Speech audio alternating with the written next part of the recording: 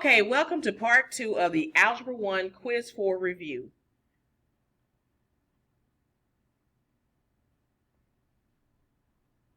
We're going to match the equation to the correct graph.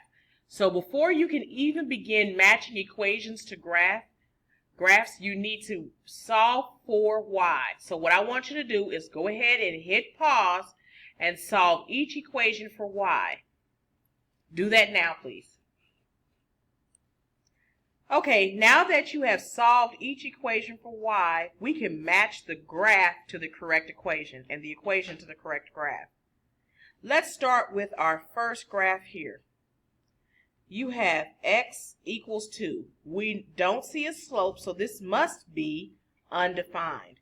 So which equation is an undefined equation? Which graph is an undefined graph? If you guessed here, you would be correct.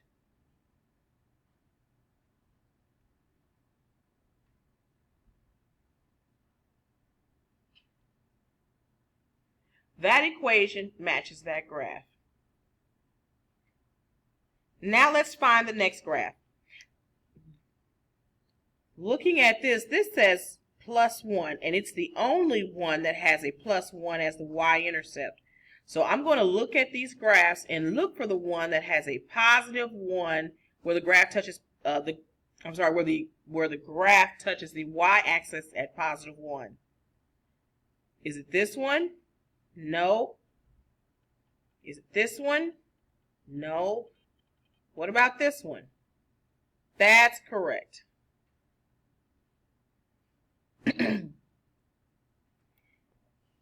Now looking at this y-intercept, this says -5. So I'm going to look for a graph that is a -5. This one has a positive 5. This one is 0. So this one must not have a graph that's present. Let's look at this y-intercept. This y-intercept says plus 0. That means that is its graph. And what about this one? This says the graph is going, the line is going to touch the graph at positive 5. And you've guessed it, it's here. So the only one that doesn't have a graph is this equation here.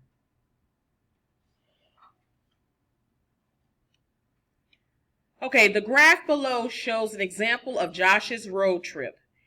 What is the ordered pair for the graph at 2.5 hours? Write an equation from this graph. What does the y-intercept represent? What does the x-intercept represent? So we first need to define everything we're supposed to find for this graph. First thing is we're going to write an ordered pair. The second thing is we're going to write an equation. The third thing is we're going to talk about what the y-intercept represents.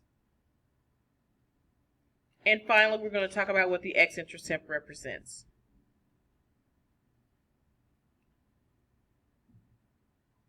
So let's talk about the ordered pair. From this graph here,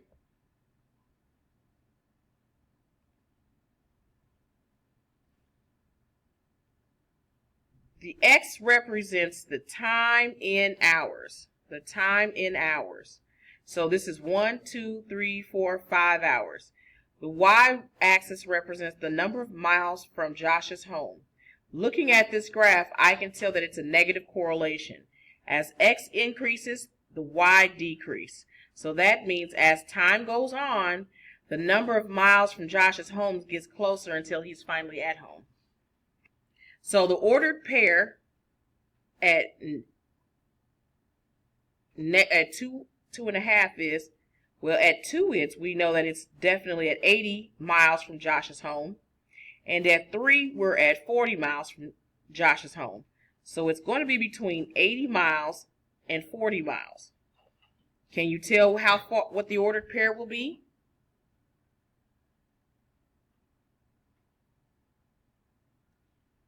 The ordered pair for 2.5 is approximately 60 miles from Josh's home. So that's the ordered pair. Now we're going to talk about an equation for this graph. When writing equations, we're writing it in slope-intercept form. Slope-intercept form is y equals mx plus b. You can use point slope, you can use standard form, but this is the form I'm using. There's two components I need: the y-intercept and the movement on the slope. The y-intercept is at 160. How do I know that? That's where the graph touches the y-axis. Now let's talk about the slope. Slope is rise over run.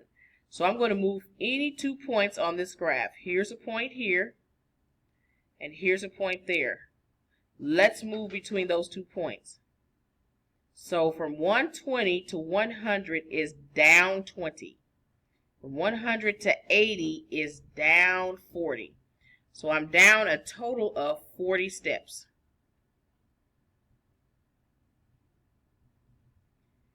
All right, from 1 hour to 2 hours is a difference of 1 hour. Simplifying that slope, the answer is down 40. This seems right because this is a negative correlation. Now let's write our equation.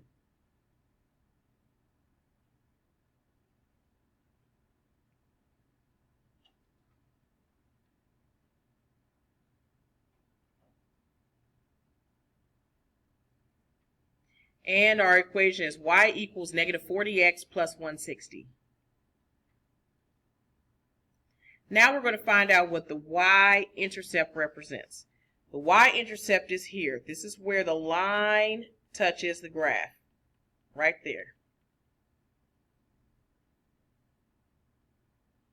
So the y-intercept represents the start of Josh's trip. How do I know that? Because there's no time that he has been in the car. It's at 0. The y-intercept is when x is 0.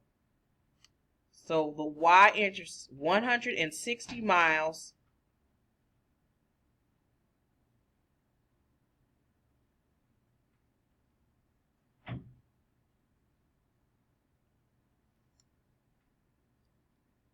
represent the start of the trip.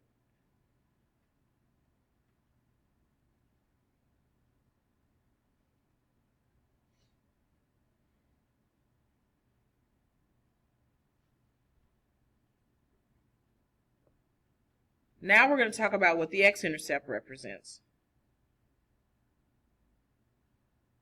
The x-intercept is your time in hours. So after 4 hours, Josh is at home.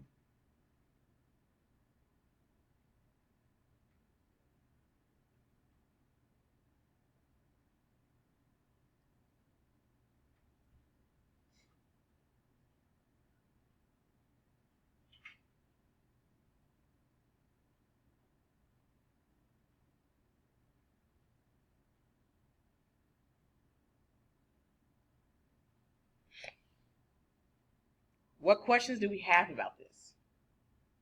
Sounds like a pretty nice trip. Below is a graph that shows the number of tardies in school by weeks. How many tardies will likely occur in week 7? Well, looking at this graph, here is 0, 1, 2, 3, 4, 5, and 6. So it's asking us to predict what will happen in week 7. This ordered pair is 1, 4. So there are, after 1 week, they've had 4 tardies. According to the graph, after 2 weeks, they've had 7 tardies. After 3 weeks, they have 10 tardies. After 4 weeks, they have 13. After 5 weeks, they have 16. I would like to create a graph, or a table, I'm sorry.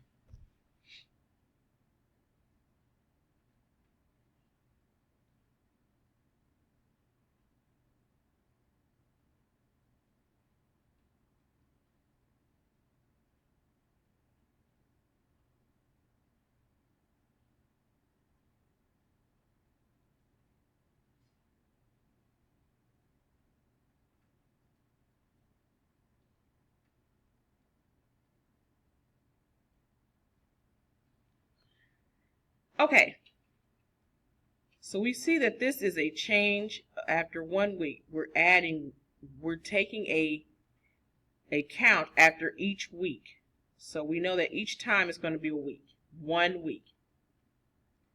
The students go from 4 to 7, which is a plus of 3. Then from 7 to 10, which is a plus of 3. 10 to 13 is a plus of 3. And 13 to 16 is a plus of 3. So in the 6th week, I can predict that there'll probably be 19 tardies. And in the 7th week, we can probably predict there will be 22 tardies. So I'm assuming there's going to be about 22 tardies in the coming weeks on the 7th week.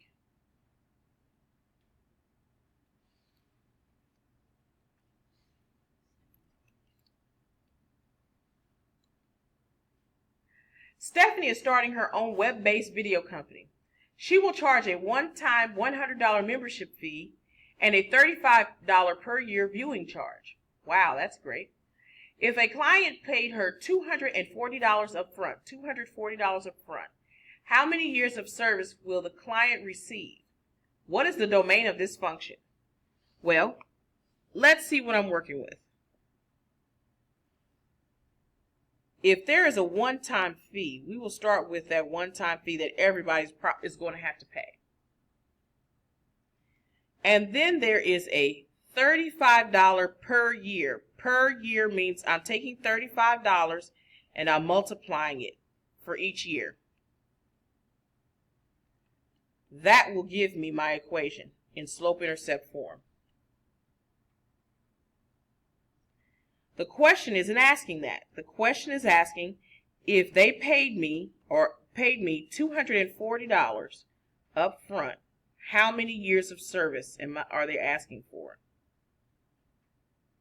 So I happen to know what the solution is, or what's the y, this time instead of the x. So now I'm going to solve for x when I substitute in for y.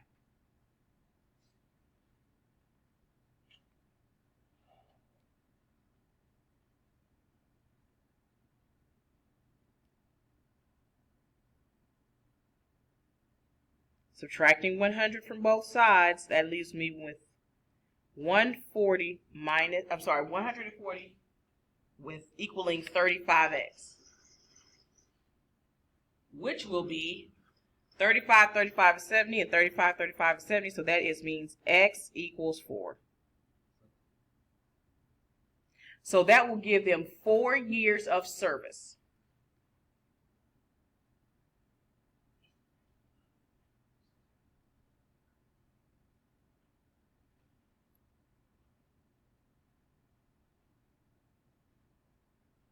One more question. Tom works at an aquarium shop on Saturdays. One Saturday, when Tom gets to work, he is asked to clean a 175-gallon reef tank. After 2 hours, Tom noticed that the tank had 125 gallons left in the tank. After 3 more hours, for a total of 5 hours, the tank had 50 gallons left in the tank. Write an equation that models the drain time, d of x, for the tank.